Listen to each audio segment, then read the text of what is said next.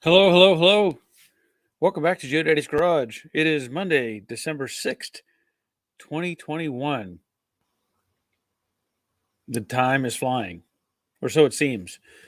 We are nearing the end of the year, and, here in Georgia, we're experiencing today rainy weather. It got as high as the low to mid 60s today, and it's kind of, I don't know. I don't know if it's out of the ordinary anymore or not. Weather is all over the place, it seems. But pretty decent inside. I have my heater running and stuff. But it's been just raining off and on throughout the day, and they're calling for more rain throughout the week. So, you know, it is what it is. But at least it's not snow and ice and the stuff that I don't want to see. At least it's that. But I'm glad you're all here. I'm not sure what subjects we're going to talk about tonight. I don't have anything specific in mind. So if you have something you want to talk about, a subject or a question, by all means, ask it, post it, and we'll see what we can do to talk about it. Okay. As usual, we have a good group of people that show up, and I encourage newcomers, if you're new to watching this live stream, if you have a question about your classic car, and generally 60s is kind of our classic era, but 50s all the way up into the 80s, 90s, whatever, we can usually get a good answer from somebody. If it's not me, then it's probably somebody over there in the chat box on my left, your right. So if you get a good question, good answer, you get a bell. Little reward system I have. Hope you like it. Let's see who's here. Let's see who's right off the bat. We have Terry Keithley. Terry, you're always early, and I appreciate that. Evening, everyone from cold West Central Illinois. It's not. I say Illinois. I put an S on the end there. I don't need to do that. It's Illinois. All right. Sorry about that. And please give Barry a thumbs up and a like. Yes, thank you. Jerry checking in. Good evening, all from the Money Pit in Middle Tennessee. Glad you're here, Jerry. You have to give me an update on the car. We'll see how you're. I know you're. I think you said you welded into core support, so you can give us an update on that later on if you want. We'll see how that's going. Robert checking in. Evening, all. Been 80 degrees last week and finally cooled off some. Back to 85 by Friday though. Yay, yay. 85. Ugh. That's too warm for December. Troy Justin, good evening, my friends. The weather is great in coastal Georgia. Well, I hope it gets a little better here. I mean, I don't mind the rain. I like the warm temperatures, but sometimes, it's nice to be able to do stuff during the week outside. And hard to do that in the rain. Roger checking in from next door. Glad you're here, Roger. Cuz 63, Southwest Oklahoma here. What do you got in there? Chevelle? I can't tell what that is. It's a small. I can't see exactly what you have in the image of your thumbnail. I see something red, but I really can't tell what it is for sure. Looks cool though. Bob Shoemaker. Good evening from Oklahoma. Rick Stevenson. Hello everyone. Glad you're here. Ray Buckman. Evening from Colorado Springs. A chilly 27 degrees. It was. We were out in Colorado twice over the last few years, prior to the pandemic thing. We went out there with some friends. A good friend of mine is a Mac Tools distributor or salesman, whatever, and apparently they do events once a year in February where they'll have a convention type of thing, and they have special displays of tools and packaging and sales. It's the company selling stuff to the vendors or the salesman. And so part of that, we were able to go out there with them and enjoy a weekend, and it was fun. I wanted to do some filming out there when I was with him. He had asked somebody from Mac Tools if I could film stuff. They were like, yeah, sure. And then it came time for me to film stuff, and they were like, oh, no, no, no, no, no, no. No, you can't do that. So I was all ready to go. I had all my stuff and not able to film anything. But while we were out there in Colorado, we went snowmobiling. I haven't done that since I was a teenager back in Pennsylvania. and we had a great time. We had a great time snowmobiling. And also, it was pretty exciting that we had to rent a car. And I didn't, I usually rent the cheapest thing out, whatever. I don't care. I don't care what it, just so it gets me to point B, whatever that is. And they had given me, I think it was like a Impala or something, front wheel drive Impala. So that was exciting because the car had summer tread tires on it, and it was in Colorado.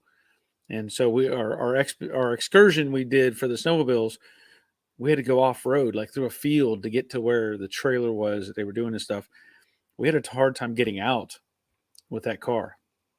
Thankfully, I have experience, way back here of driving in snow, and I was able to get the car out and keep us moving. But it was a great time.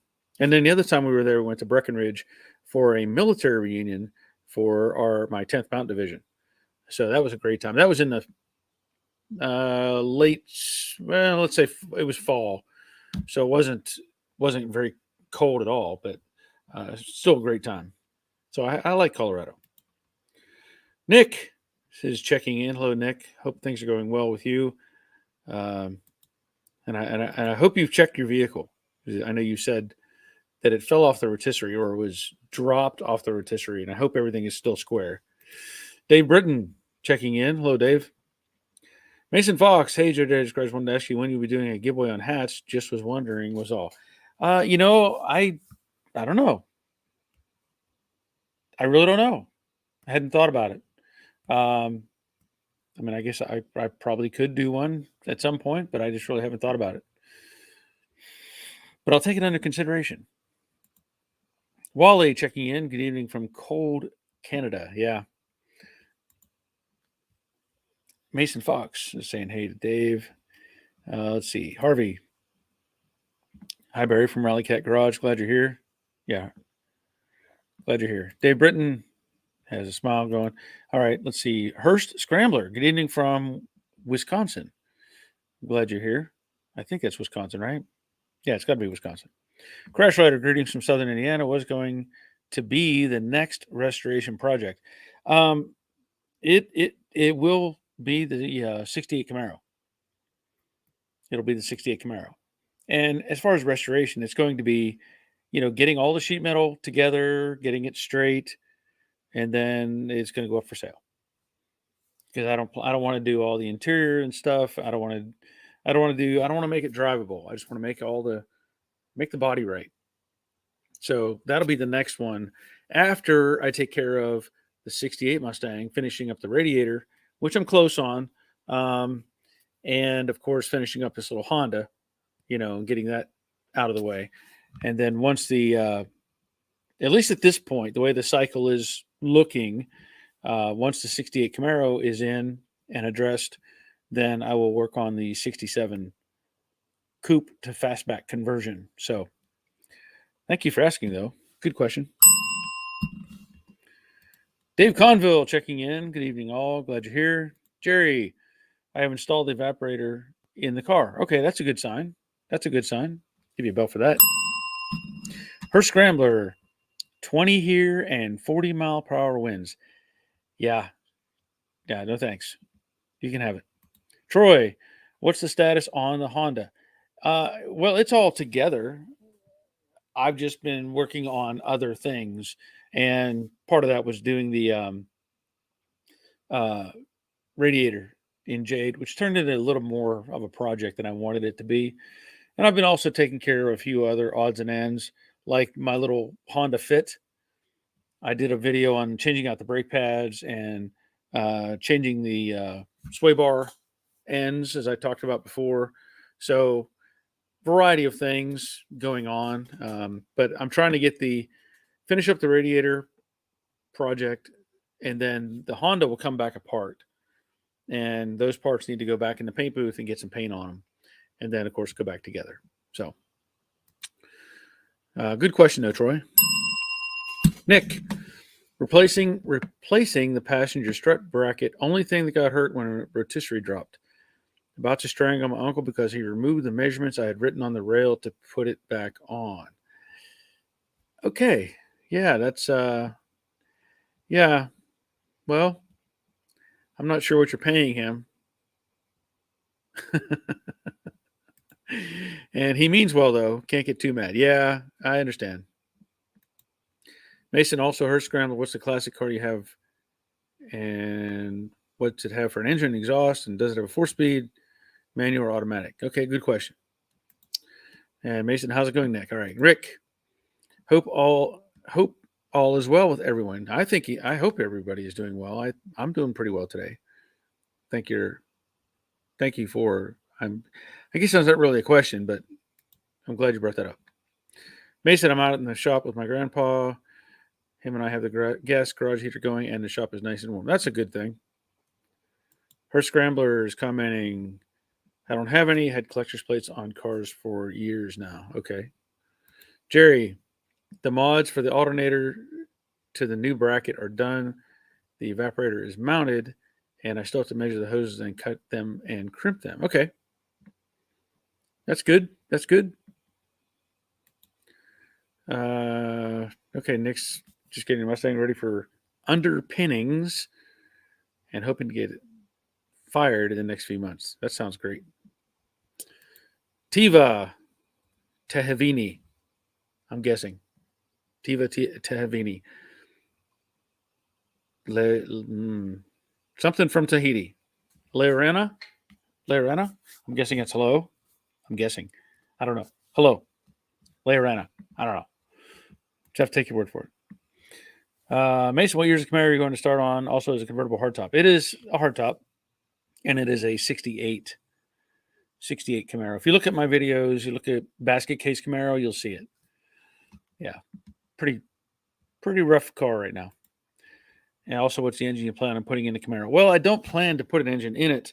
I at one point did envision putting in a 5.3 LS engine with the 4L60 automatic, and I'm just not really into doing that at this point.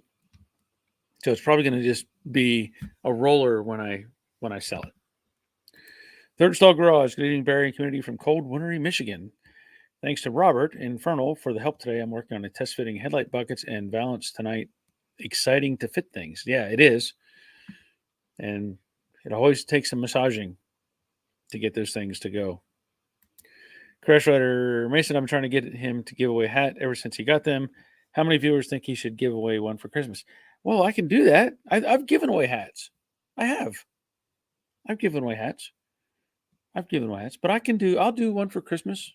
Yeah, that's easy enough. I can do that.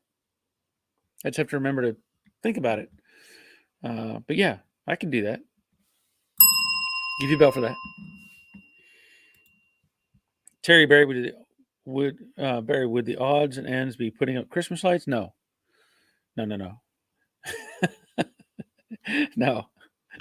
Nope. I let my neighbors put up Christmas lights, and then I just drive by their house and say, "Look, honey, they have lights." But I did get down the tree. My wife asked me to get this Christmas tree down for her, so I did get the tree down and stood it up, and all that stuff, and then she can do all the decorating. I just stay out of the way. Nick just can't get good help. Dang it. Yeah. Well, it happens. Troy, Nick Moss, you need a new helper. Yes. Dave Conville, next project for Barry. I've got a line on a nice 53 Studebaker coupe local to me. That would be nice. 50 is it a Starlight coupe? I've been doing some passive research, let's say, on the Studebakers. I mean, I feel like I know enough about them to get me in trouble, but the 53 is, of course, the sleek, lowy design, very low car, used to set land speed records and all kinds of stuff. And from what I've gathered, the 53 had some problems. I don't know what all the problems were, but they had some problems with it, and they took the when 54 came out, apparently they fixed a lot of those problems. So as much as I like the 53, the 54 is nearly identical, but apparently it's supposed to have less problems.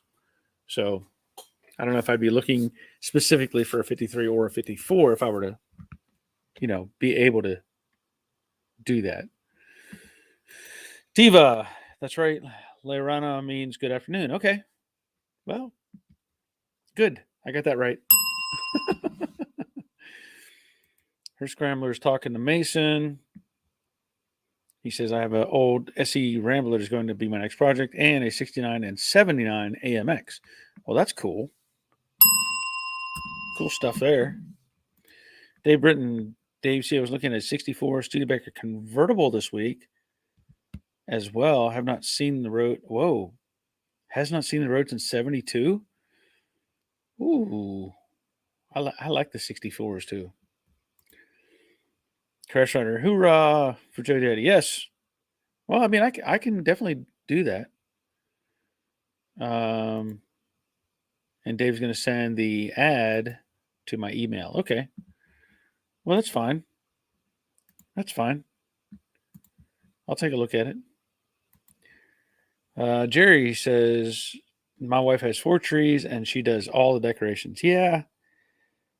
The only thing I generally assist with is like putting something on top of the tree. She's I don't want her up on a step ladder and trying to, if I can reach it, I'll put it up there for her. But yeah, I let her do all that stuff. We're both further ahead if she does it. And the difficult thing about any of that Christmas stuff is she'll get a bunch of presents and things, and then Christmas Eve she says, okay, let's go wrap presents, and I'm like, what? And every year I get coerced into trying to wrap presents, and half the time she's like, that doesn't look very nice, and I said, well, you get what you pay for. I am not that good. I can wrap stuff with masking paper, a car. I can tape off windows and stuff like that, but I'm not not the best at wrapping up presents. Nick, yeah, he needs to get on a CD project for us. Should call it Project Studies Joe Daddy. Who's your daddy? Okay. Well, there's still a chance. And I don't know if how far I want to go with this or not, but my brother my brother's gone, but he had, they're still at his residence where his wife lives, a 64 Daytona. And that car, he drove that car in high school. And take a step further back, that was one of the cars that my dad drove and owned. And so I can remember riding in that car, and I'm pretty sure it was a 4-speed, or he made it a 4-speed. But he had put a supercharger on it, the factory style. I don't know if it was I think it was a McCullough supercharger, and that car still exists. It's still there, and I've talked to his wife, and I said, if you decide you want to part with that car, let me know. I'm interested, but I'm not this level interested. I'm kind of this level interested, because I realize it needs a lot of work, for one, and two, it needs a lot of pieces and parts that I'd have to locate and find. And then it would be, how would I want to do it? Like, would I want to make it the car that he had turned it into, or would I want to make it more the original car? Because his car, the car originally was a dark blue, I think, with a white top on it, I think. And he had it painted red. red. Again, I'm not necessarily a fan of red, but he had painted the whole car red. And I mean, it's a good looking car. And, 30 years ago, 35 years ago, whatever. And boy, that car would fly too. So anyway, she still has it, but it's up in the air what's going to happen with that car. Like I said, one part of me is interested, but other parts like, well, if I do it, would I have to do it like, in my mind, do it like a tribute for my brother? And then what do I do with it? Then what? Do I sit on it? I don't know, because that becomes a gray area again. You start building something and you can't store everything. I don't have enough space to store everything, so I'm all over the place on the on that whether I'm really interested or not. So Robert, the better half would like a 79 AMC Concorde as she used to have one. Those things were, if I remember, pretty tough vehicles. Pretty tough vehicles. I mean, wasn't that the 4-wheel drive, right? I know we had at least one of those at the junkyard at some point in time. Rick Stevenson, I like how you wrapped your presents body shop style. Yeah. So I have a video out there from years ago where I wrapped up a present body shop style. And, it was a good, funny little video that I made. So if you haven't seen that, you can go back and watch it. Third stall. I'm working on my 66 Vert, but a 68 Camaro is my ultimate car. They've gotten a little pricey for me. In your opinion, compare and contrast Mustangs versus Camaros. What's easier, better to work on? Well, it depends on what you're doing. Depends on what you're doing. If you're talking about, basic type of maintenance, probably the Camaro. It feels like you have a little more room under the hood, of course, because the inner fenders are out, feel like they're out further. Of course, I will say the Chevy engines are easier to work on, at least in my opinion. And, they each have their advantages and disadvantages. The Mustang, of course, being a unibody, the whole car being a unibody, whenever you're doing all the sheet metal work and fabrication and all that, you have to make sure everything is right underneath the car before you put all the sheet metal in place, test fit. And the Camaro, of course, has a subframe. So you can tweak stuff a little easier, in my opinion. You get the subframe bolted in and you can, you can move the fenders around a lot more, the inner fenders and stuff like that to get stuff lined up. So there's trade-offs to both of those. They both have leaf springs in the back, same kind of suspension, except for, again, the subframe from the Camaro comes out. As far as, I think, like the cowl design is, even though the Mustang is a little more prone to rust or whatever, if you do have to do work on it, I mean, it's a matter of cutting things off and getting right to it. The Camaro has the side chambers on the cowl. So when the air comes in, like on the Mustang, it comes straight down, but on the Camaro, it comes around the side. So you could still have rot down in those lower chambers, kind of like the 67 and 72 Chevy trucks. The air came to the side and then blew in through the kick panels. Well, of course, the Mustang doesn't have that. So you can have issues with those sort of things. But overall, the design's fairly similar. Obviously the stamp sheet metal body and spot welds and all that stuff. The floor pan on the Mustang is easier, in my opinion. And the reason I say that is you can weld it from inside the car. You can put the floor pan in, have all your spot welds on the perimeter, and just weld everything inside the car. The Camaro, the flange is facing down. So you have to get under the car and weld those in. Now, it's not that big a deal, but it just feels a little easier to be able to kind of lean over the car and weld those things in. But but the structure of the Camaro is more challenging because of the subframe. You have to make sure that floor pan is all, I've got videos on that.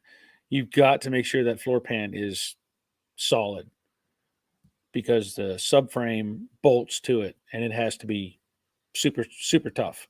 So there's lots of variables between the two. Good question, though. Good question. Good topic. Robert, the Camaro was a better design car than a Mustang. The benefit of being a year later, I would like one as well, but they are hard to find for a fair price like Mustangs go for. Well, I'll have one. I'll have one put together. And hey, all. Hello, all. And let's give Barry a thumbs up. Yes, by all means.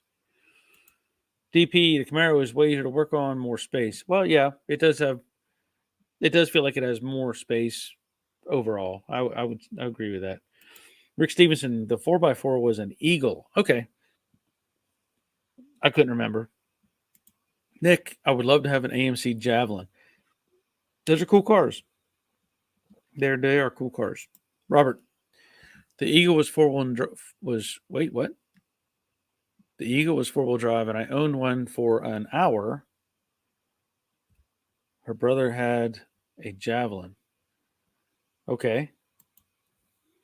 Her scrambled why only an hour. Robert says it was dumped on me by a friend, and I had nowhere to store it, so it meant an untimely end. That sounds like one of the car jump challenge type things. Nick, if space is a concern and you want to go with the rotisserie, the Camaro is much more compact because of the removable subframe. That is very true. That is very true. Good point, Nick. Even give you a bell for that. Rick, I worked at an AMC dealership in the early 80s. Oh, that's interesting. That is interesting. They had their own approach to, designs. And we all know that the early, let's say all the stuff in the 70s was kind of a hodgepodge, or a lot of it was a hodgepodge of different car companies. I know they used, I think the alternators were from GM, and they had steering columns, I think, were GM, and they just kind of went with whatever they could find as far as a vendor supply and put things together. I've mentioned it before. I drove an AMC Matador. Yeah, I was cool. I was so cool. 16 years old, driving a 70. I can't remember if it was a 73 or 74 AMC Matador, 6-cylinder, automatic. I was a cool kid, man. 4 doors, black and green, painted with a roller or a brush. Literally half of it. It was all painted with somebody that painted with a roller or brush. Had a green plaid interior, green and black, and maybe some gold or something. I don't know. You look at stuff like that and you go, what? Why were they, who thought this was a good idea?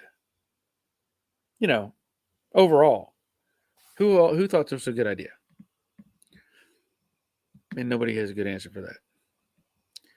Ray, Matador had a great body style. What year Matador? What year Matador? Because I can tell you the Matador I drove, no.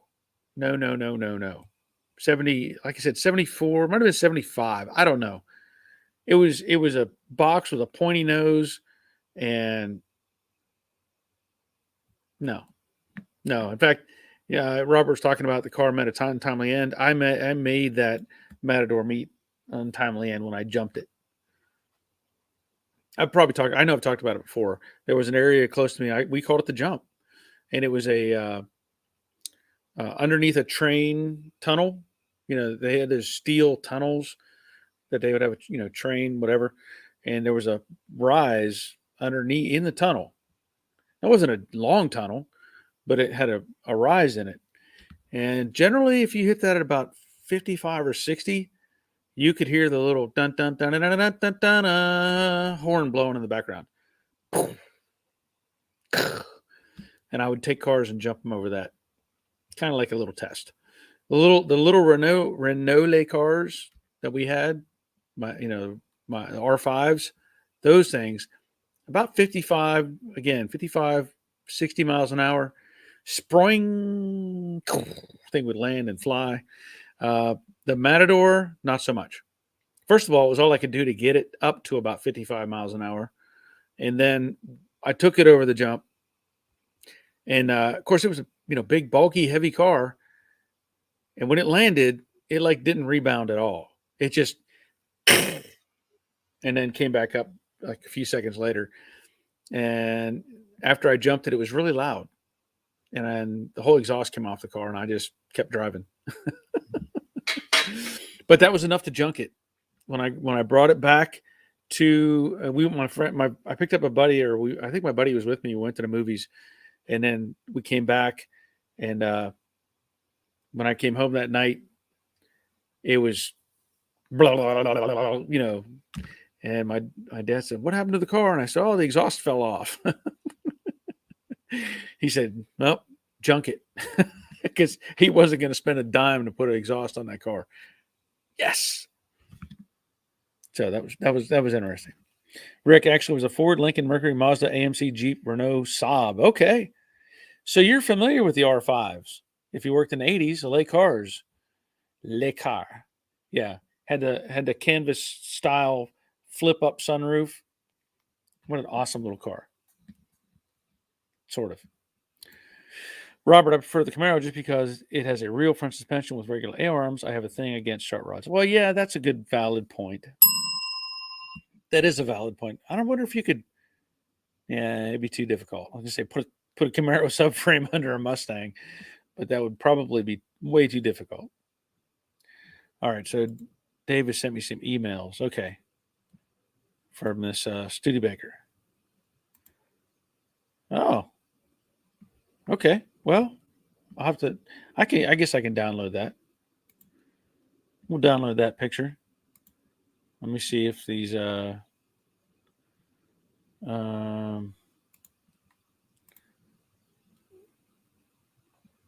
that's not a bad looking car, Dave.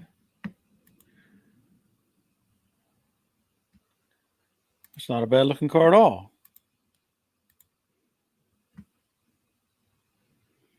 Yeah, I'm not gonna. I'll look at the rest of the pictures later, but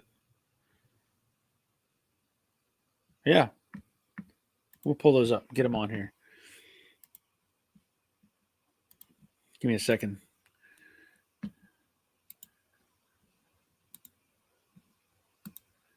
See if that opens up the right image. Yeah. I wouldn't. Yeah, I haven't looked at the price. I don't know what the price is on this car, but so there's the Studebaker that Dave is talking about. Yeah, it looks like it's had some work done to it.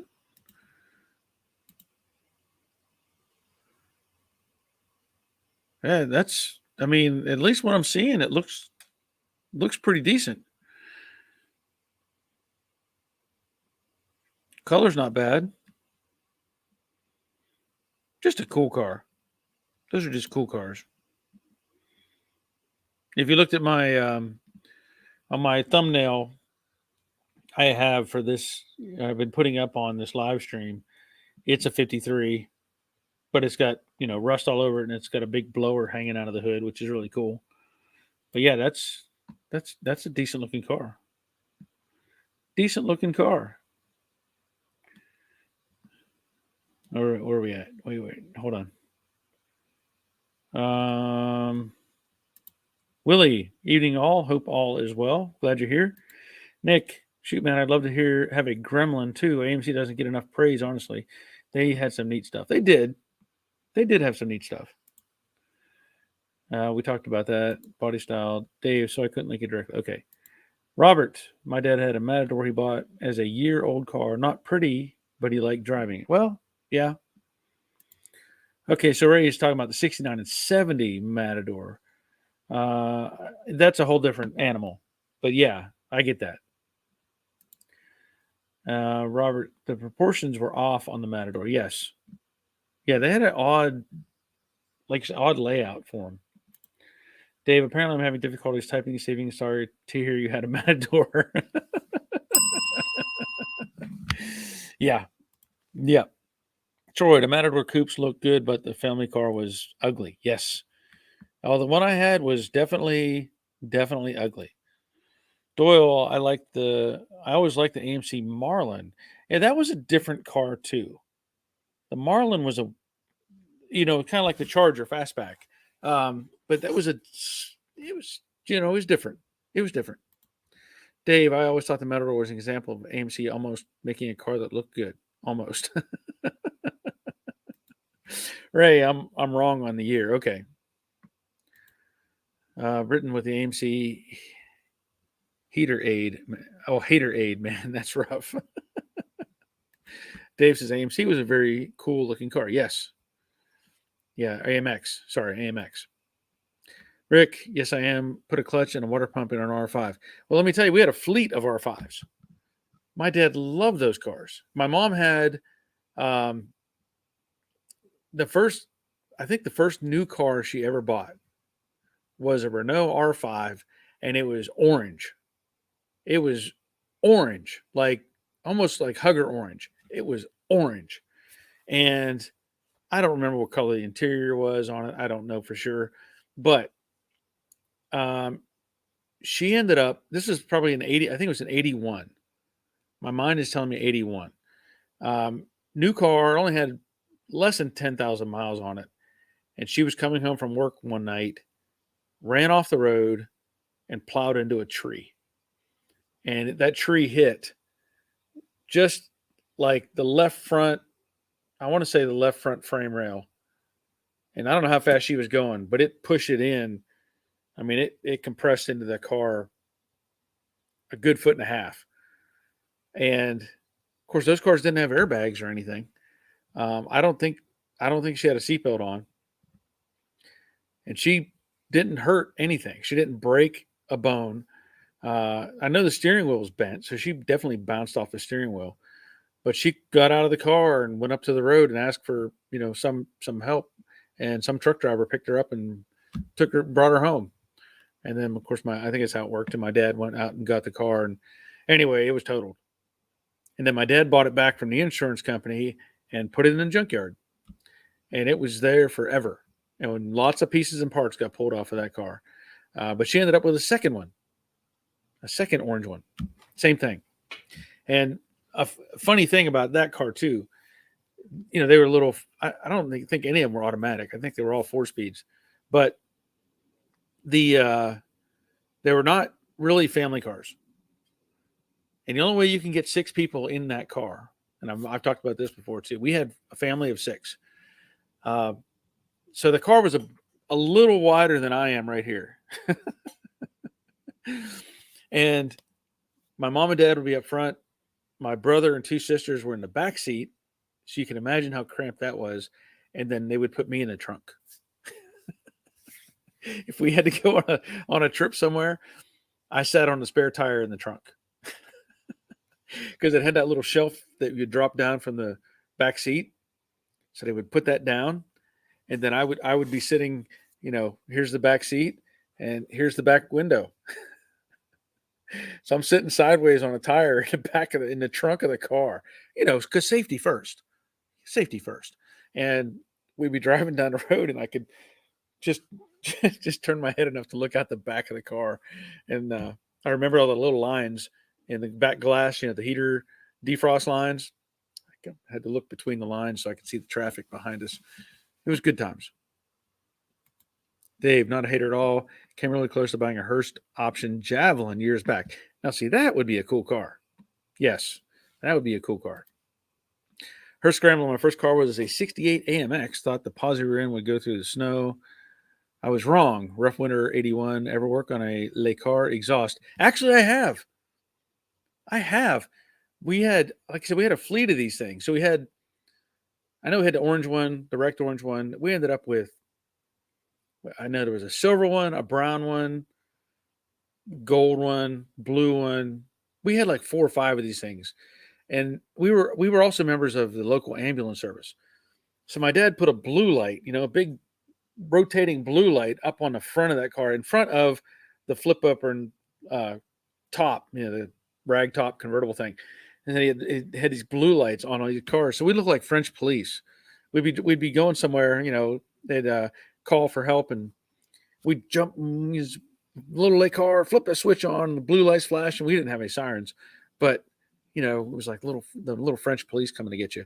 But as you're mentioning the exhaust, the car that I was driving, it was a brown one, and the exhaust fell apart. And the exhaust came down and went outboard under the driver's side, if I remember correctly. It went under the driver's side. There was like a little channel or something that it rested in, and it rotted off. And so I was like, I got to fix this exhaust. And the exhaust was, I doubt it was 1.5 inch size exhaust pipe. And I went digging around looking for something that I could fix the exhaust on it. And you know what I found? I found a piece of vacuum cleaner tubing, like the stainless steel piece of vacuum cleaner. You'd have the main vacuum system, and then a hose coming up, and you'd have the handle push this thing around, whatever. I found a piece of vacuum cleaner pipe, and I took that thing, and it fit. It shoved into one end, and I was able to pull the other part and get it apart. And I took hose clamps and put around that thing. Exhaust was fixed. Good question.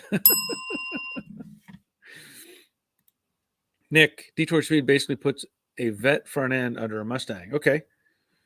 Well, that sounds doable. Crash Rider, Mr. Farmer 164 is an excellent YouTube series on a major restoration on a 68 Camaro. Yes. Yes, I've watched a good bit of that. Dave, 74 Matador looked good in the hips, but the taillights looked wrong, as did the front end treatment. Yeah, I like I said, I'm not sure if it was a 74, 75. I don't know. It was just ugly. It was just ugly. Dave, I don't know about pricing on Studs. Thought it might be a little high. Yeah, I didn't look at whatever the advertised price was. Okay, so 7,800 is what they're asking for it. That's probably not bad, honestly. That's probably not bad.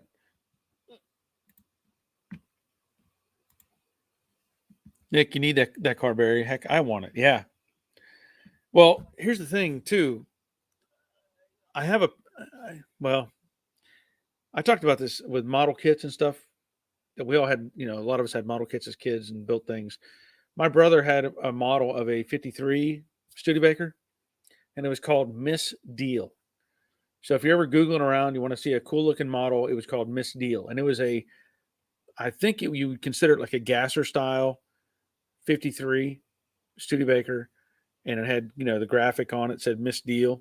It had like 3 aces or something, some sort of card pattern on it. But I remember that model kit as a kid, thinking how cool that was. And one of the things on the model kit, the little foot pedal that you could buy, Cow Custom, the clamp on foot thing on a gas pedal. It looked like a chrome foot.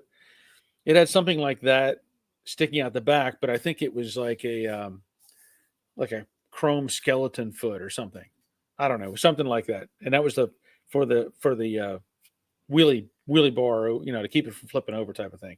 Anyway, if you're ever just looking around, look up Miss Deal and see if you can find one of those. Kind of cool. Ray Buckman, I was thinking the 74 to 76. Yeah. I think I actually had a picture up here at one time somewhere of one of those cars.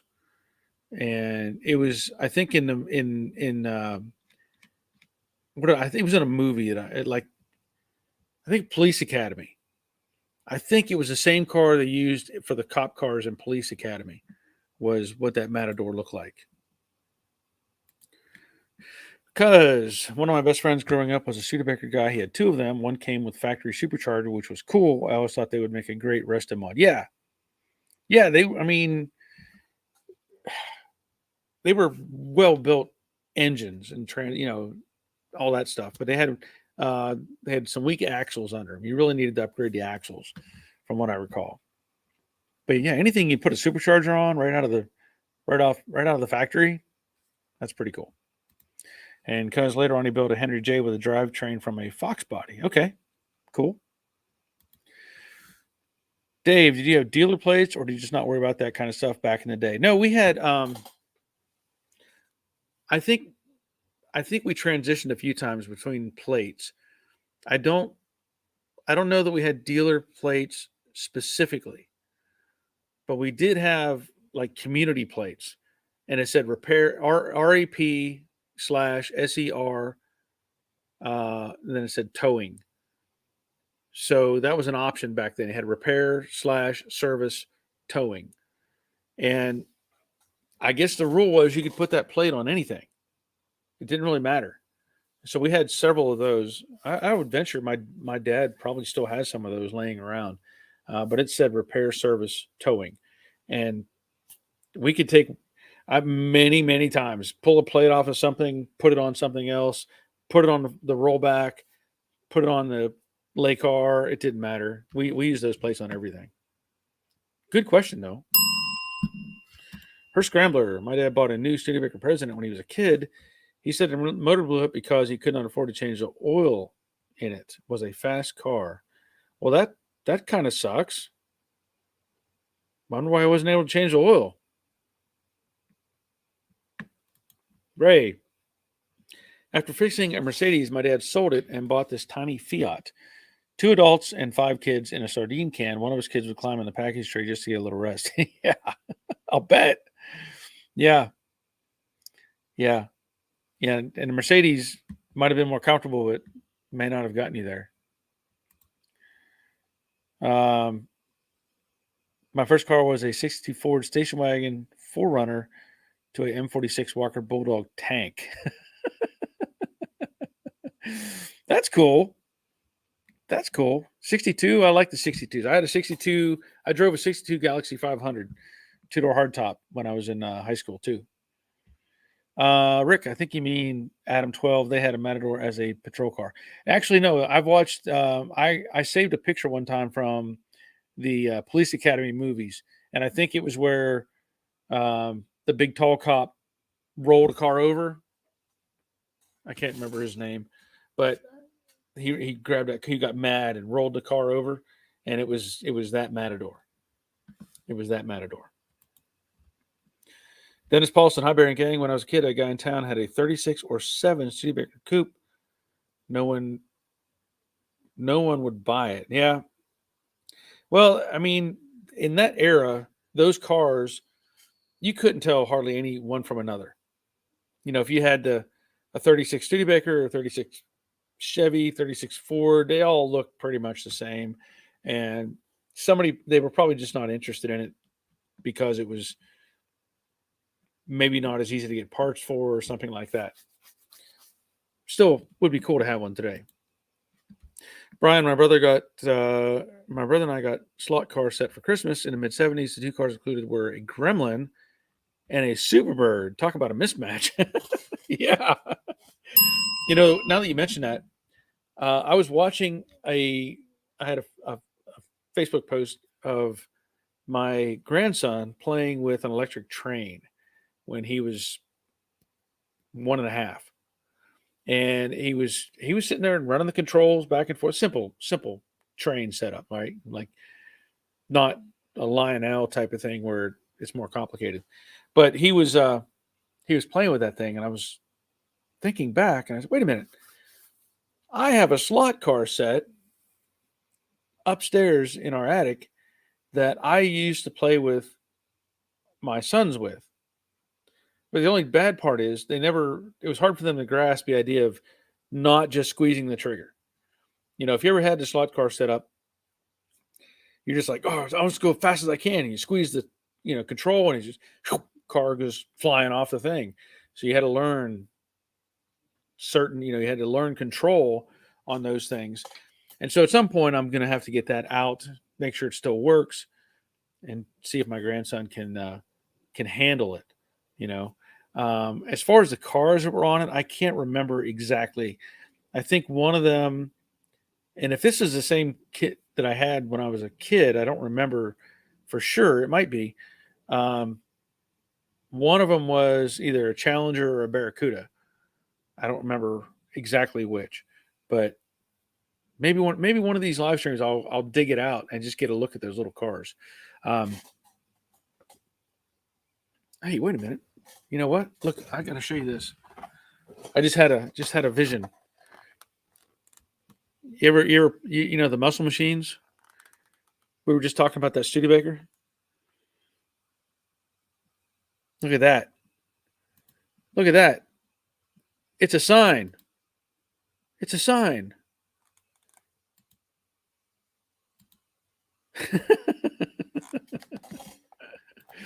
It's a sign. No, it's not. No, it's not. Let's see.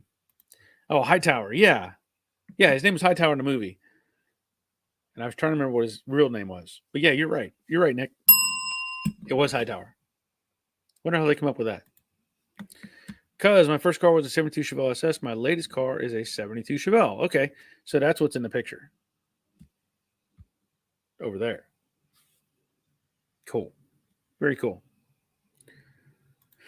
Dave, I got a slut car set AFX with a yellow gremlin back in the 70s. Yeah. Nick, it was Bubba Smith. It was Bubba Smith. Now, who did he play for? What football team did he play for? I don't remember. Nick, yes, it is. Okay. Dave, and the 53 is blue too. Yeah. Yeah. I mean, the only difference is this little 53 model is a true hardtop. It's not the coupe. Because that was one of the problems they had. If you look at this picture of this car, and you look at it from the side, it's not a hardtop. And my understanding is the body or whatever, because if it was a true hardtop, of course, it wouldn't have the door frame, and the quarter glass would have been more independent, right? So I'm under the impression that uh, the hardtop had too much flex in it, and so people had talked about that being a problem and causing cracks and different things.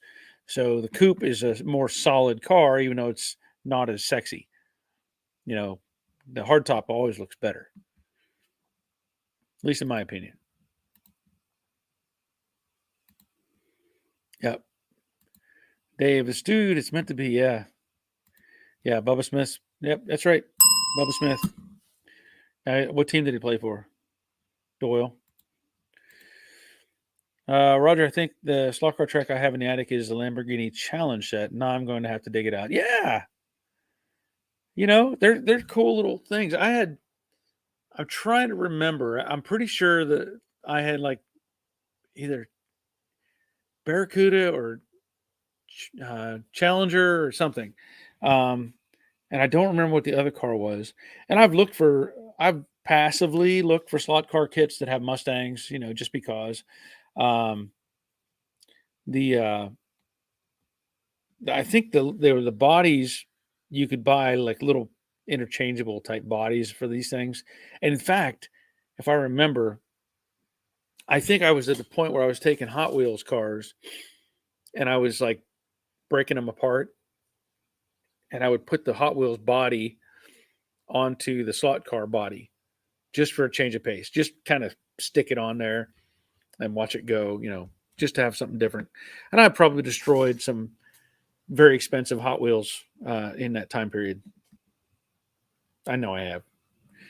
And speaking of, I have a couple of Hot Wheels that I have yet to see anybody else have them. I know they're out there, but I have the Snake and Mongoose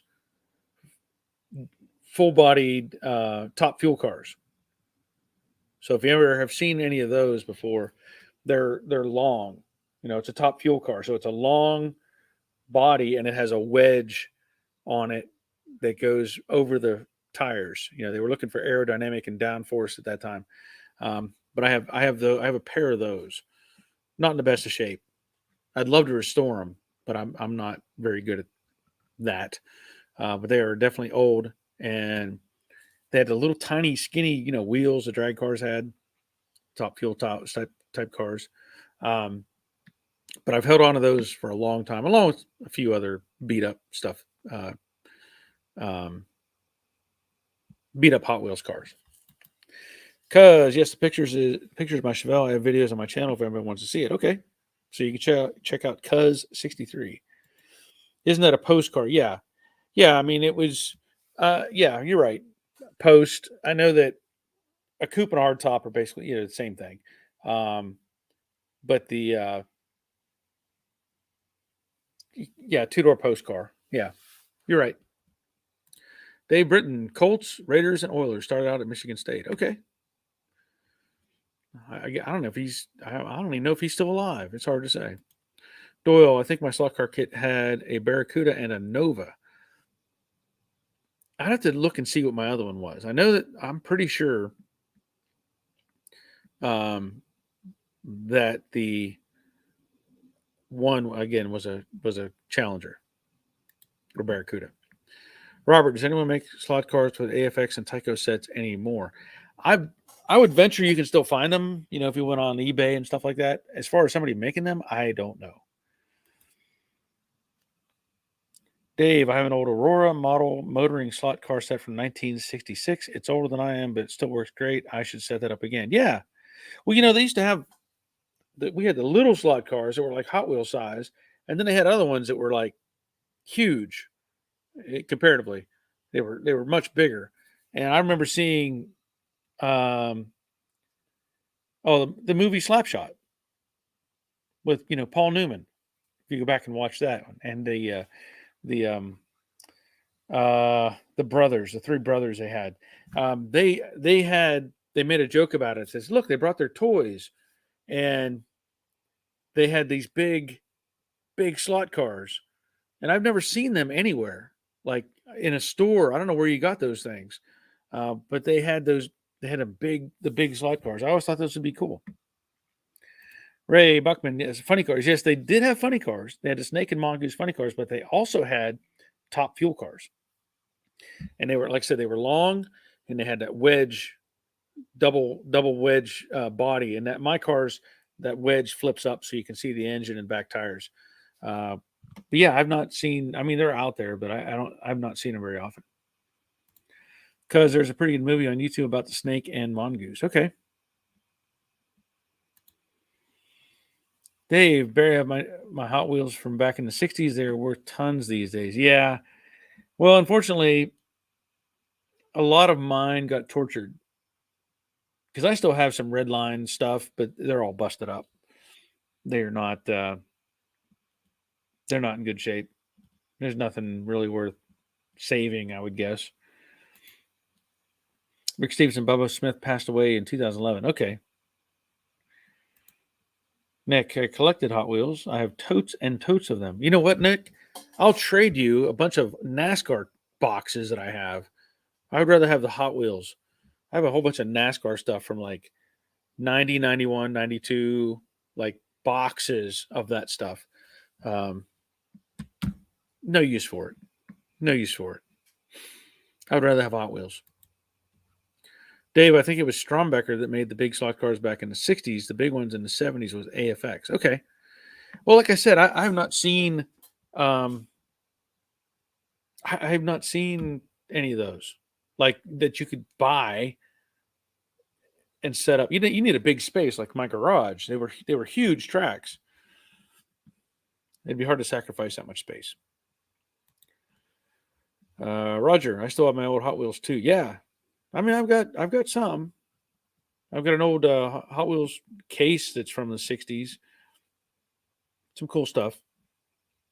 Robert, there is a slot car track here. They're big cars and a whole book of rules and are basically scratch built. This place seemed to do a pretty good business. Interesting. Scratch built. That would be a challenge. Build yourself your own little car. I'm assuming there are probably some sort of kits available. Like you can build a chassis or buy a chassis and build, add your own motor and gearing and whatever. I assume, but I don't know. I know that RC stuff has taken over a lot of that. Um, as far as the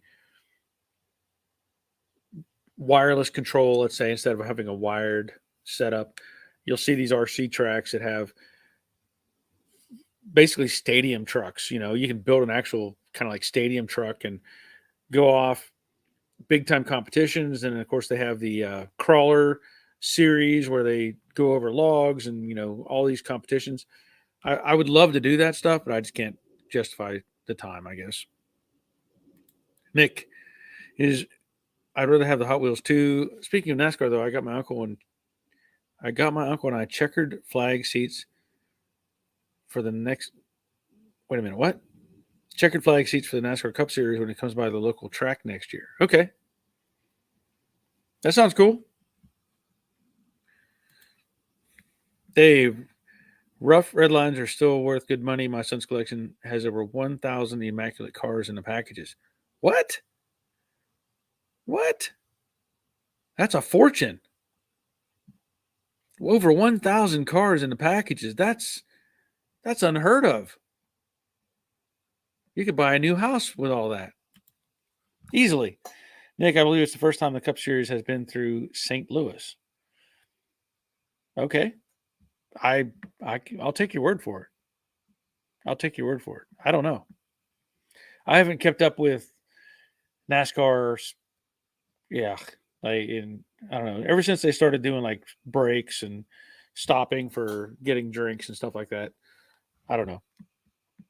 Whatever they're doing now, where they race for a while and then stop and take a break and get some popcorn or something, and then they race some more. I don't know. I just lost interest in it. Ray, when I was like in second or third grade, my grandparents bought me a skirt car set. Cars were huge. My favorite was a Cheetah.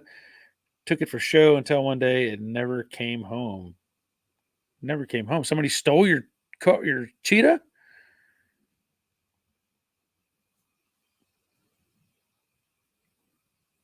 That would be a cool car, though. The Cheetah. That's one of my favorite designs. I do love the Cheetah. Love the looks of it. Ray Buckman is saying slot. Oh, not skirt. Well, see, you had me confused there, but I get it. Slot car. Maybe what are you typing in that you have skirt come up really fast on your. Just type an S and it comes up skirt. What's up with that? What's up with that? But you made me think. They used to have the cars that ran on wires. I forget what they called them specifically, but they would. I mean, they would be on a track that just they were gas powered and they would run around on a cable, basically until they ran out of gas, and they would do timing racing, see how fast they could go around the track back in like the 40s or something, or they used to do that. Robert, yeah, generic parts, but you make your own plate, steel chassis, and mount everything to it. They custom wind motors, etc. Yeah, that sounds like something I wouldn't get interested in. It'd be cool to watch, but that's beyond my scope of wanting to do something. Nick, my freaking phone auto corrects me into being more stupid than I actually am. Okay. What did you say? I guess the checkered flag seats? I'm not sure. Nick says, sorry, I don't know. Dave, just be clear, my son's cars are not red lines, but date back to the 80s through 2008. Okay. I was going to say, if you have over 1,000 red line in the package, you're a millionaire. I mean, in effect, because man, those things are just going for ridiculous money, especially in a package. Nick, hey man, sometimes you just got to stop and take a poop. You do. Okay. Yep. Ray Buckman says, yep. Okay. Roger. Yep. Nick, it will be a first cup race for Gateway. See, there you go. Roger has the answer. Dave, tether cars. Yes, that was the word. Tethers. Tether cars. And those things were fast. They would run those things around. Um, but those cars they ran back in the, like I said, back in the, it was like 40s. You can still watch videos of these things, and they would have, a center post, and they had an actual like track out there, and those things were, I forget what the scale speed was. It's like 200 miles an hour or something scale speed. Dave, Cheetah is what I always thought was a Chevy version of the Cobra. Yeah, yeah, that's basically what it was. And now, um, I think that's why they named it the Cheetah, right? I think. I don't know. I don't know. But um, if you look at I lost it. What was the car? The Manta? Was it the Manta? You see him occasionally. It looks kind of like a little Corvette. You know, that to me kind of gives the impression of the Cheetah in a bit of a way. Um, Also, I think the later I don't know anything about BMWs as far as a series. I know the 3 Series is like the poor man's BMW, and it goes up from there. But they had a BMW that had a shape where the cockpit, for lack of a better term, was way in the back of the car and had a short hatch, and that kind of made me think of the Cheetah as well. Robert Cox 049 control line cars. Yes, had a pull start, had one that was pretty beat up. Yeah, I had a couple of those that I could never get running. So, yeah, Dave, Opel GT. Yes. And maybe Manta too. Maybe Manta is another word that I'm looking, uh, another one that I'm looking for. But yeah, the Opel GT makes me think of like Corvette slash Cheetah in a sense.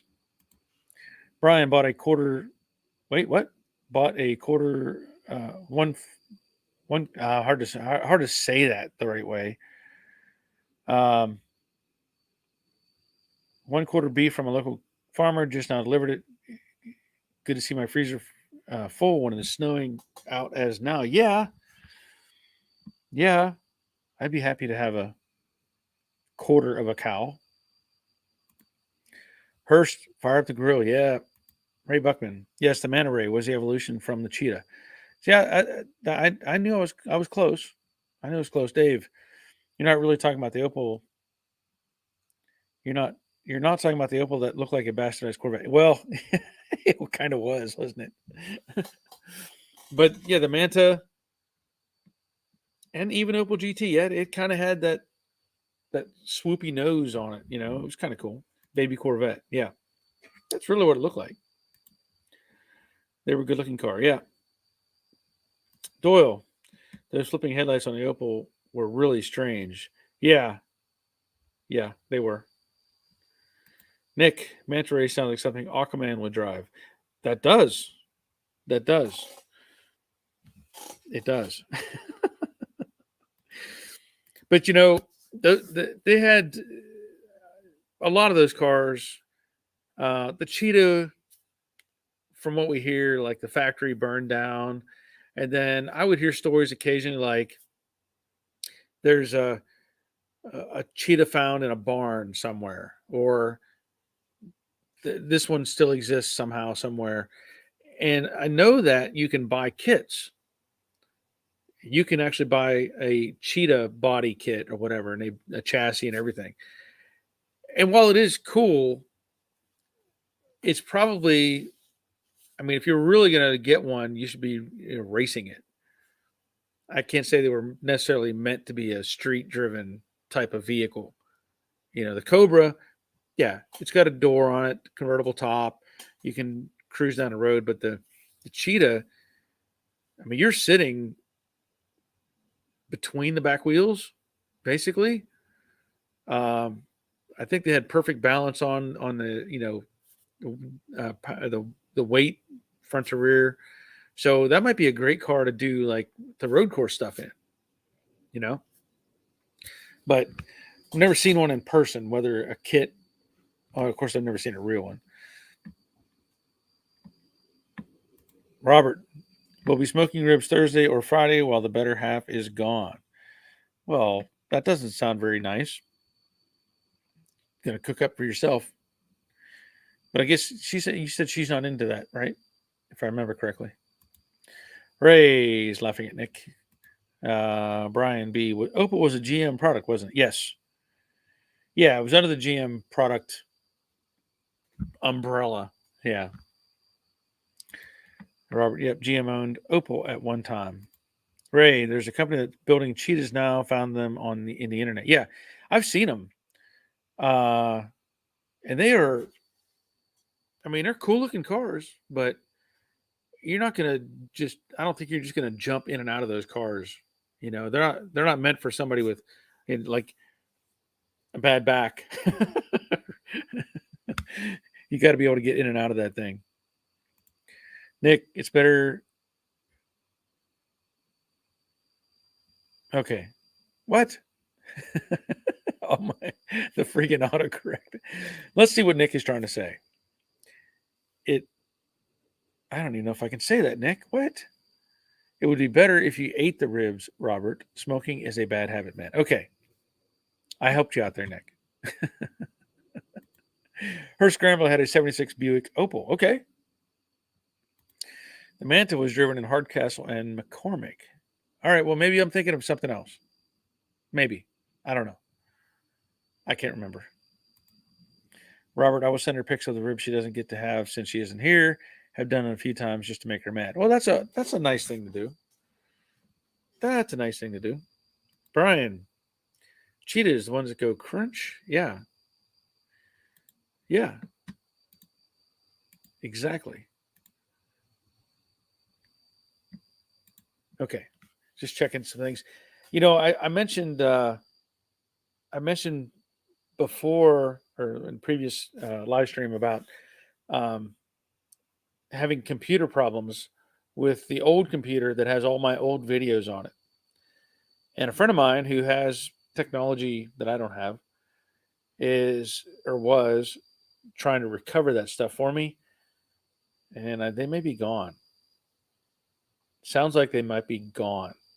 He had sent me a message earlier, and it was talking about how it's unlikely that any of that information will be saved, which is disappointing. Which is disappointing. Oh, there we go. Because I don't know if I'm going to be able to do anything with what I have as far as updating videos or anything like that. So let me go back here. Dave sent you a nice pic of the Cheetah. If you would like to show it, yes, I would. So if you're unfamiliar, that's the little bad to the bone race car that Chevy built. And I'm just gonna say that thing looks like it would just be so much fun. So much fun to drive that. I'd give it a shot. Really cool looking, just a really cool looking design. Now you're not going to put a suitcase anywhere. You're not going to probably get groceries in it, but if you want to go race, that would probably be the thing to do it in. I like the little vents up on the doors. I think if I remember, they open up like kind of like gull wing doors, and you can see it has little vents on top for air conditioning. So cruising down the road, you'd had some air blowing at your head. But also thinking about that car, another cool car. That again, there's a list of cars. If I had money and a place to put things, I would have a whole bunch of different cars. But one of them would be the Ariel Atom. So I don't know if you've ever seen one of those, but you talk about a little rocket ship, a fast little street legal car. Look up the Ariel Atom, and those things they have a variety of options. You can buy, you can build a kit, you can buy them, But that would be just a cool thing to build and drive. But yeah, back to the Cheetah. We have a couple comments here. Nick says it looks like a Cobra that got rear-ended, and cartoonishly, what happened? It kind of, yeah. I mean, it kind of goes that, but it does look fun. Yes, Robert. The Cheetah was basically a Jag E-Type with the cabin moved backwards. Yeah, I mean, I could see that. And Brian looks like a lot like a Viper, also. Yeah, yeah. I mean, I'd like to, if I could get a hold of one and somebody let me take it for a drive, I'd drive it. Need one of those events where they invite you to come drive their car and try to talk you into buying it. Right? Those are always fun. Ray, that sucks. Talking about the computer. Yeah, I don't know what I'm going to do yet. He had told me that there's some company that specializes in recovery of data off a bad hard drive or whatever. But he also implied that it wasn't cheap. I don't know what that means. I don't know what that really means. Dave Conville, if I may switch gears, have you ever tried to MIG weld with a coat hanger or other rod? Thoughts? I don't think you can do that. Just saying. I don't think you could MIG weld with a coat hanger. You can oxyacetylene weld, gas welding. That's frequently a coat hanger was used a lot in that sort of thing, with just a torch, heating it up and blending it in, but not MIG. I don't know how you do that. And Nick is even like, what? Yeah. And Nick is saying, I think he means TIG. Yeah, well, he may.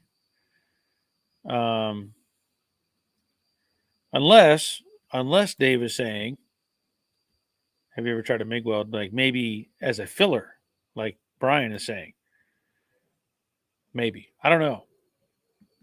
I mean, I've used metal rod that I've put on the edge of fenders or doors and welded that to the car or to the door, but I don't see how you do it with you'd have to have an independent wire and argon. Dave, a guy in the shop I worked with, used a coat hanger doing TIG once. Well, I mean, you could do that. I could see that working, Nick,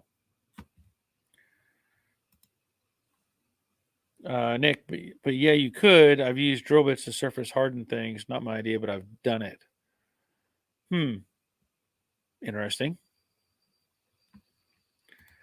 Dave, I've seen videos of other fabricators doing it, searching around. It will come right up. Yes, as a filler. Oh, yeah, as a filler. Yeah. Yeah, I could see that working as a filler. Yes. I've actually used, like a tomato cage, for plants, you'd have your tomato cage. I've taken those, cut them apart, taken that piece of rod. Works great. Works great. Dave, it works much better if you sand off the coating first. Well, that could be true. Yeah.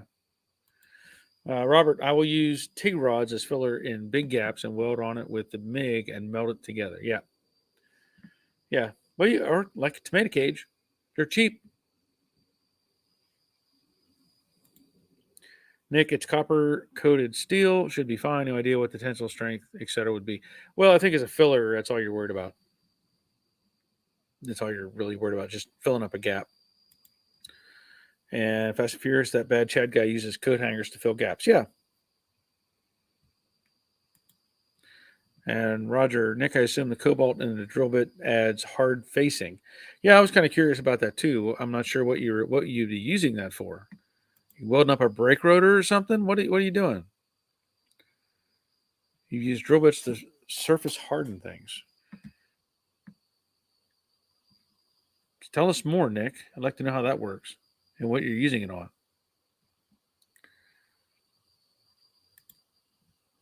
So he's saying yes. Angry Andy, I just picked up a multi-process welder. Looking forward to learning TIG. Okay, good. Good. Hope it goes smooth. Um, I've got.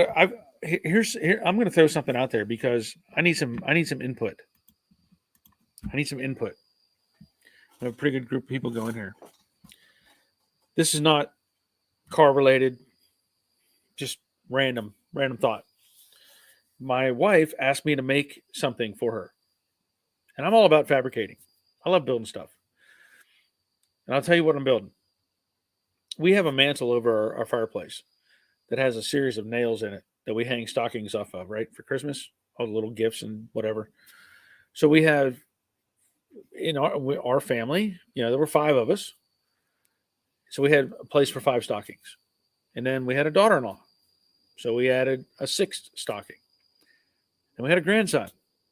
Well, we're out of room on the mantle, so she asked me to make a a vertical stand of some sort that could hold stockings for my son, his wife, our grandson, and granddaughter. And now I envisioned something that looks kind of like a coat rack, but I wanted to make it a little more ornate or whatever. Anybody have any input? I've seen some different things. I've got different things in mind. If I make it out of steel, it kind of looks too industrial. I've thought about making something out of wood and putting some dowel rods out of it and having places to hang stuff, kind of give it a tree effect. But I'm kind of like struggling with some ideas. But if anybody has any thoughts on that, by all means, share those. I've thought about taking a wooden post, roughing it up, and kind of giving it a tree look to it, right? And then have dowel rods coming out of it to give it a tree. But she wants me to make this thing before Christmas, and I'm like trying to come up with ideas. So I'll just throw that out there. Everybody has anything you want to mention, by all means. Robert, I want to TIG at home, but I will have to relearn how to TIG weld. It's been so long. Yeah, that's where I ran into that. I bought that TIG welder. I just haven't had enough time, I guess, to be creative with it and practice with it. Dave, Barry, what was your opinion of the yes welder these days, or have you had much time on it? I haven't had a lot of time on it, and I will say I've had some issues with it. I was trying to use it to weld on the Honda to put the frame core support on. Now, I don't know if I can't say that I'm doing something wrong because I don't feel like I'm doing something wrong. But the problem I had with this one, now maybe it's just something, I don't know. Something is wrong with it's feeding wire. It's trying to feed wire, but it is something has happened with it. I don't know, inside the gun or inside the tube or something. The wire was spooling up inside the gun, like making a squirrel's nest. So I don't know. I don't know what's happened. I've tried it a couple times, and I had that happen. I set everything back up, and 3 times in a row, it scrolled up on me. And that's why in that Honda video, I switched out to my old welder to finish it because I could not sit here and fight with this thing all day. So I don't know if it's something with the wire, the 023 wire. It might work better with 30 thousandths wire, which it did. I used it before with 30 thousandths, and the thing welded fine. But that the smaller wire may be kind of what's causing a problem. I don't know for sure. But I will have to investigate with it and try to get things, working better with it. Nick, well, I got it off Welding Tips and Tricks. I know that guy. But I use it occasionally when I need something to have a durable surface. He used it in the video to face the chipping hammer so it would keep an edge. Yeah, Roger knows that guy too. Jody. Cool. That's cool. That's good to know. He used it in the video to face the chipping hammer so it would keep an edge. Cool. Very interesting. Robert, make it look like a narrow, bare Christmas tree. Yeah. I don't know. I'm thinking. I'm kind of looking like what is it? The Charlie Brown Christmas tree, where it's got like one little stick sideways and one here. Dave, make a wall hanger that is flat but shaped like a Christmas tree with hangers on it. Maybe make a wall hanger that is flat but shaped like a Christmas tree with hangers on it. So you're talking about like a triangle? I'm assuming. Have like the center post would be against the, like, say, against the wall, and then have it angled out so it has kind of a triangle shape to it, maybe, and then with legs coming off of that. I don't know. I'd have to see a sketch, I think. And granted, Robert, no, it's not red or blue brand, but I got the titanium at Harbor Freight, and so far I am impressed with it. Yeah. Doyle, add a wire with a loop between the nails and more stockings between the others on the loop. Yeah, she doesn't want all that on the mantle. She wants to have them have their own tree type of concept. It would be very crowded on that mantle, but I get what you're saying, but she wants to have her own type of thing. Brian, my thought is to go to your local Goodwill or other thrift. I thought about that too. Because I was thinking like I said, a coat rack, vertical single post coat rack type of thing.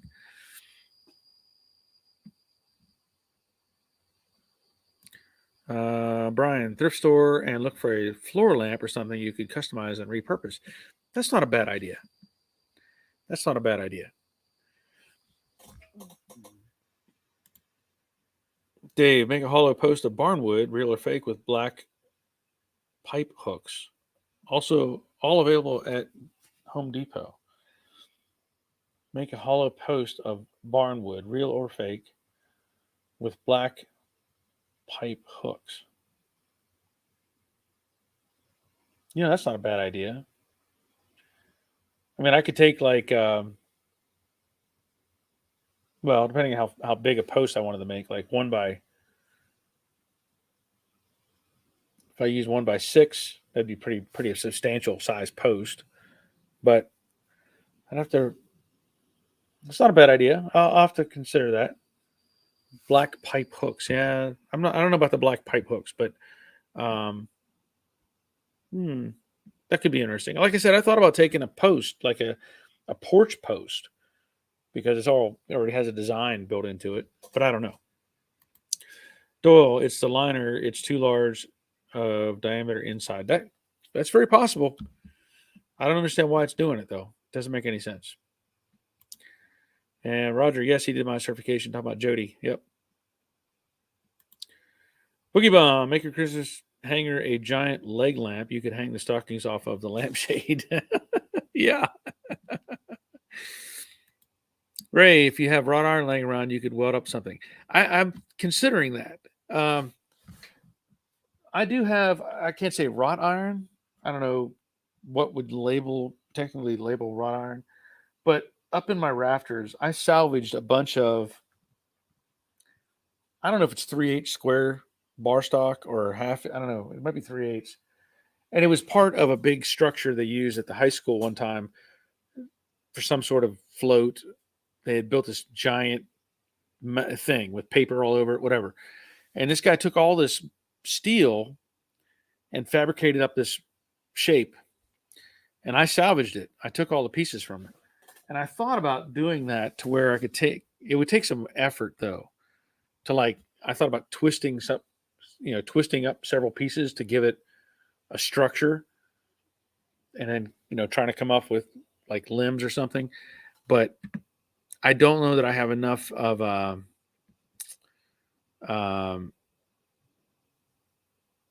heat source, let's say, to do what I would like to do. Like twist it and make it all merge together somehow, or the time maybe. Nick, I gotta go. Needs to finish the strut bracket. Have a good night. Good luck, Nick. Hope it goes well. Dave Britton, glad you're here, Nick. By the way, Dave, problem is once you fill the stock, is it won't tip way too easy. Have to make it safe. Yes, yeah, and that's the thing. And in my mind, I think I see it several different ways. Because obviously, if you were to be a scale of my son and his wife, do you put them on the same peg, or do you put like him and then her and then the grandson and granddaughter type of pattern, or do you spread it out and have them across like a T? I don't know.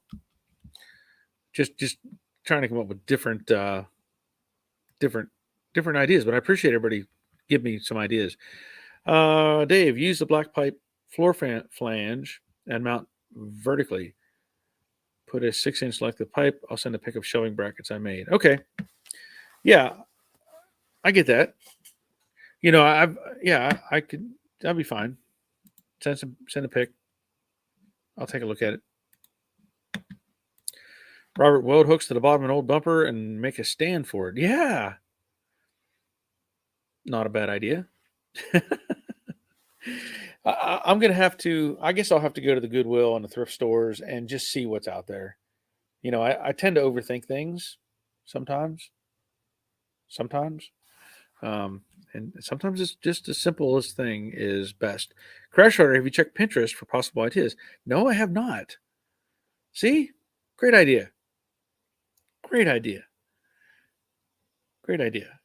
Years ago, if you look at my Joe Daddy's Workshop channel, and you see the image that is up in the, for the channel, like a little picture. There is it's a rack for shoes.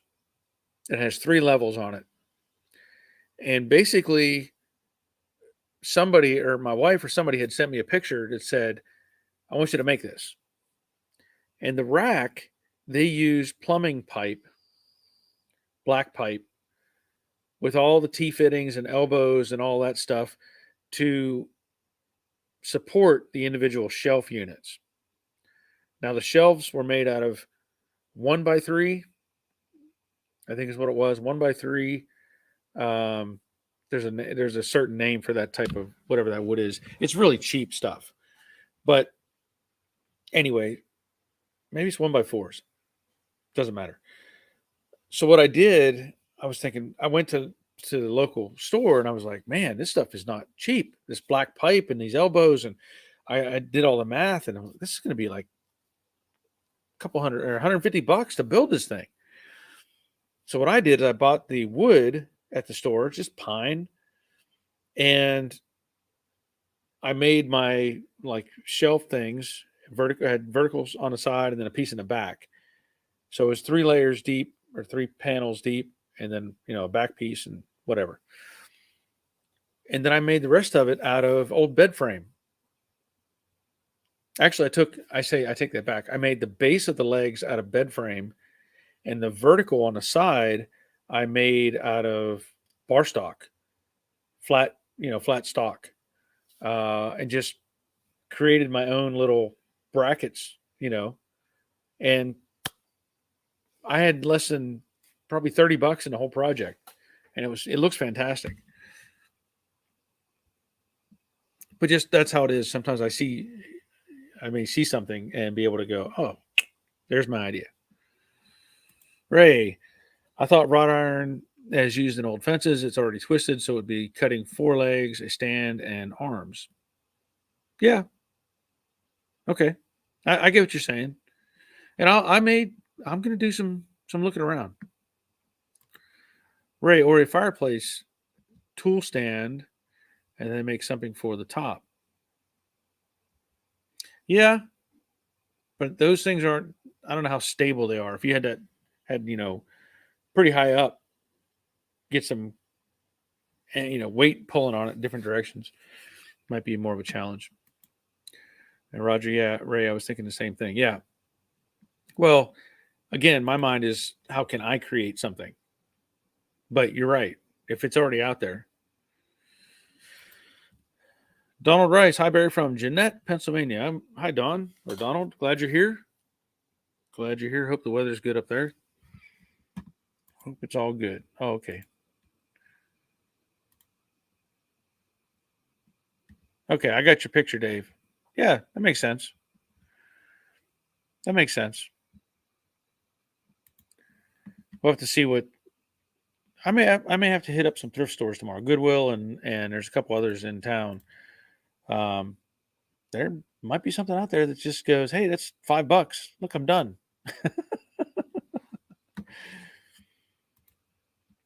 Dave, I just googled Christmas stocking stand, and you get a lot of things that look like coat racks. Yeah, well, that's kind of what I'm saying.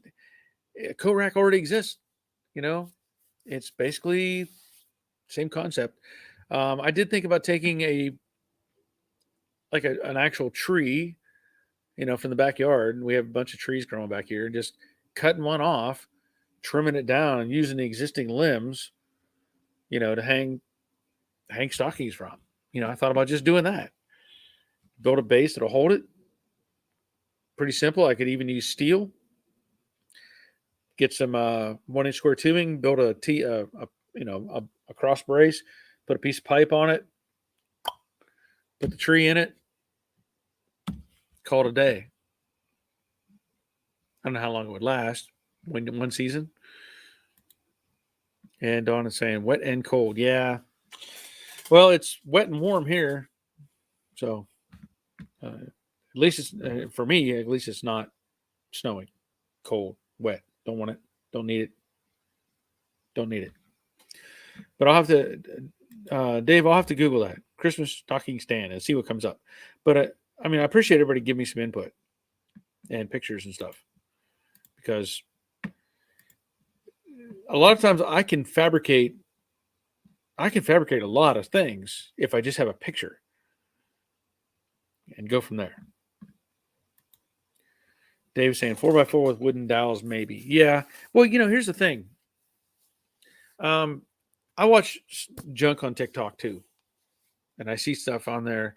And this guy took I think he's a wood craftsman of some sort. And he said, now, of course, they can put out whatever they want. He said he wanted to experiment and see if he could sell something and make $1,000 profit on it. And he was, as he's showing what he's doing, he's got a video running and he's voicing over. And basically, this guy took what looked like, I don't want to say mahogany, but it was a very dark wood. It may have been mahogany. I don't know. But he had a I don't even know if it might have been a square base. And he just took a square post, and attached it to the base. Just nothing complicated. And then he talked about taking some sort of cutting / sanding, grinding tools that he used, and he shaped it. And he was just grinding it down, taking down taking the squareness off of it, and he created what looks kind of like a flat base, and it looks like the post may be kind of growing out of it. So it gave the impression of a tree. So it had like a trunk kind of diameter or shape, and then it coned together slightly, and then it got a little more apart at the top, and he put a round tabletop on it, for lack of better terms, just a round tabletop. So it was a one-legged table. There's two of them that he made. And so I was watching that thinking, boy, that would be kind of cool to take a post like that and just shape it. Maybe, I hate to say carve, but give it kind of a tree kind of texture to it. And then the guy, he says that he created, again, he could say what he wants. He created a fake Etsy account, and he sold those two tables for $1,200. And he said he had like $200 in the whole project. I'm like, there's no way. No way somebody paid $1,200 for two single leg tables or one-legged tables. But he was showing pictures of where they sold and whatever. But when I saw that, I was like, oh, yeah, that'd be kind of cool to take to carve it in a sense. And then another guy I saw, he was talking about how he makes antique rough cut wood. And so if you're any of you woodworkers, this is a kind of cool thing. He took some 1 by 10 pine or something, and he took a sawzall with a long blade on it, and instead of like cutting down into the wood, he laid it on the wood, and as it was cycling, he walked it away from where, not cutting into the wood, but walked it away from it, and it gave it that rough cut look to it. And he was talking about how that's how he makes rough cut wood. And then once he did that, he was making like a door or something. He did that, and then he took cheap black spray paint, and just sprayed the panel, sprayed it in, and then I think it was a DA. He just took like a DA sander and just sanded it, and it ended up with the shadowy look of rough cut wood. I was like, that was pretty simple, you know. But he also, I remember seeing a sign somewhere that said for sale or whatever, antiques, and it said made daily. So you see some of the stuff where somebody's selling an antique something, and they had a sign that said made daily, fresh made antiques, and that's all this guy was doing. He was making this stuff and selling it for big bucks because that's what people want. Dave, I watched a video about a guy from Alaska that started making nice cutting boards for gifts, and it has turned into quite the business. Yeah. Brian, I've been making furniture for the last 15 years. You'd be surprised how much people will pay for furniture if you call it art. Funny but true. And that's the thing. I've thought about. I've made some metal sculptures and different stuff, but nothing too elaborate by any means. But I've had people ask me to make like a almost like a picture that you could put on the wall out of metal stuff welded together and like encased in glass. And I'm like, well, maybe, I don't know. I guess I could do that. But you're right. If you put a label on it and you call it art, well, then it has value. I may mention this one time before. Working on aircraft engines, sometimes you have to cut metal pieces off or whatever, different things. And in this one engine type, there was a seal, and the seal was made out of metal. It's almost like a stainless steel, and it was a U shape. So like something made it into it, and those things would wear out, and you'd have to take that seal out. And to take it out, you basically grab it with a pair of vice grips or something and pull on it and distort it. And I had taken out the seal, and it ended up being this weird kind of shape. It was all kind of twisted and stuff like that. And I looked at a guy in our room and I said, "Yeah, this is art." And he was like, "What do you mean?" And I said, "It's art." I said, "Look," and I started telling a story about it, like talking about how this is the envisionment of somebody's life. I said, if you look down here, it's really small. And, as he got older, things went pretty smooth. And then it was bent a different direction. I said, this is where he had a girlfriend and they broke up. So his life took a totally different direction. And then here it got smooth again. And I went through all this story that I was just making up off the cuff. And this guy was like, just his jaws hanging open, like almost like he was ready to pay me for this thing. And that's the thing. You make somebody attached to it in a piece of art, and they're like, oh, there's a story behind this, So the trick is getting them to buy into the story, and then you put a dollar figure on it. That'll be $500. I've seen stuff like an I-beam, just a chunk of steel I-beam with a shape cut into it randomly with a torch, and they're selling this thing for like $2,500 because it's art. Like, no, it's just a chunk of steel. It's just a chunk of steel with a hole in it. No, it's art. Billy Bob Smith made this. It's art. Like, and people buy it. I have a hard time with that. I mean, I get it to a point, but I think I'd have a hard time sincerely making something like that and uh, trying to sell it for a huge amount of money. I just I don't know, but I guess people, if they have the money they want to throw at it, you know what I mean. It's kind of hard to be that person. You feel like you're taking advantage of somebody by selling them a chunk of steel with a hole cut in it. Uh, I don't know.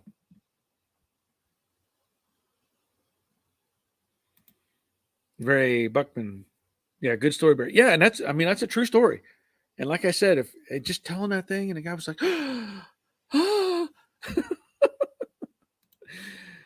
I I'm guessing that's Russian. I'm guessing that's Russian. So I don't know what I don't know what that's saying. Vask Tech. Hello. I don't know. Let me know if you're Russian. If you are, that's cool. Doyle like Hunter's painting. Yeah.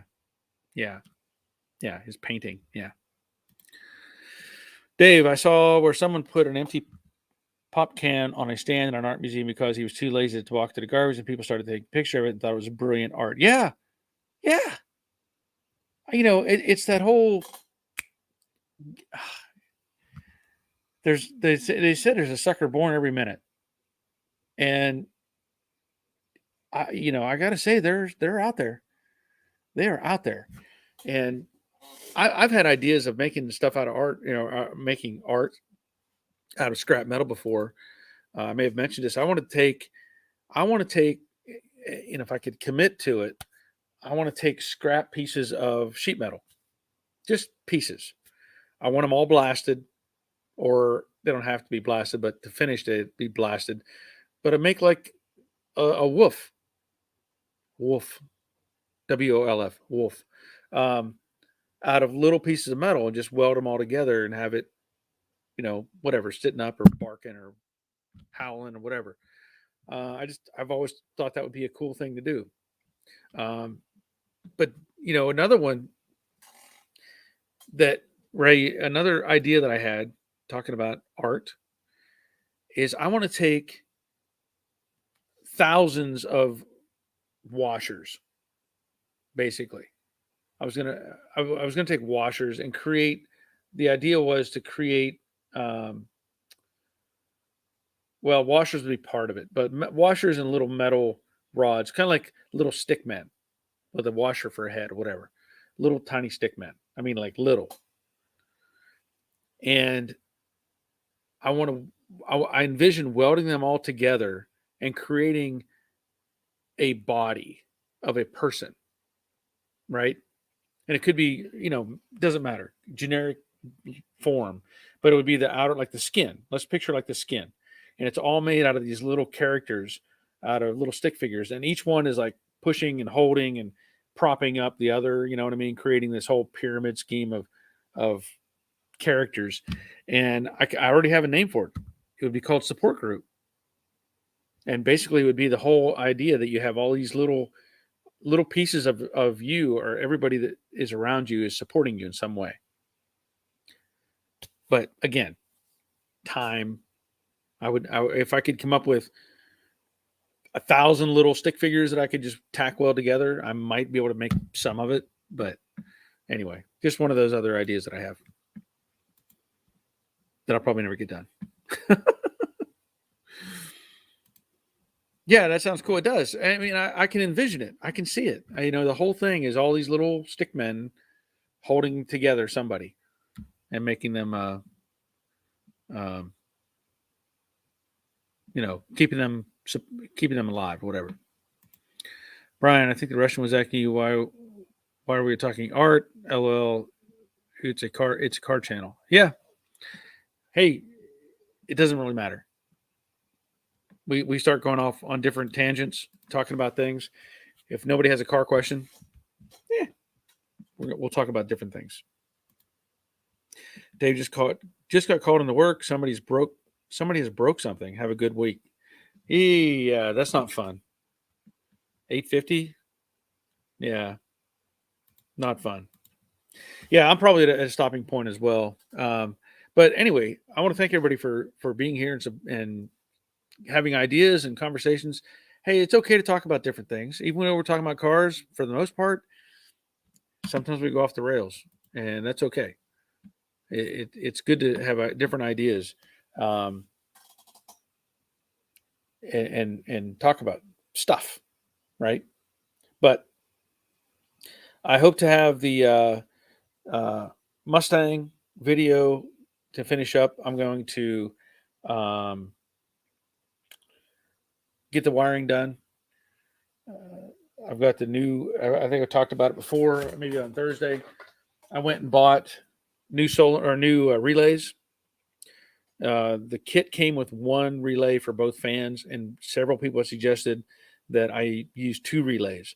So I picked these up off of eBay. They're watertight, which is a big plus. Um, I don't even know if I can. I guess I can open this. I don't know if I need to open it, but it's got a rubber gasket. There it is. Ugh. So it has a rubber gasket around the perimeter. Pretty heavy duty. And I also upgraded and went with 12 gauge wire on the power supply, 12 gauge wire to the fan unit, 16 gauge for the ignition source, and 16 gauge for the ground ground switch. Now, the only problem I've had, and I say problem, I did order fuses, inline fuses, 16 gauge that will get wired in.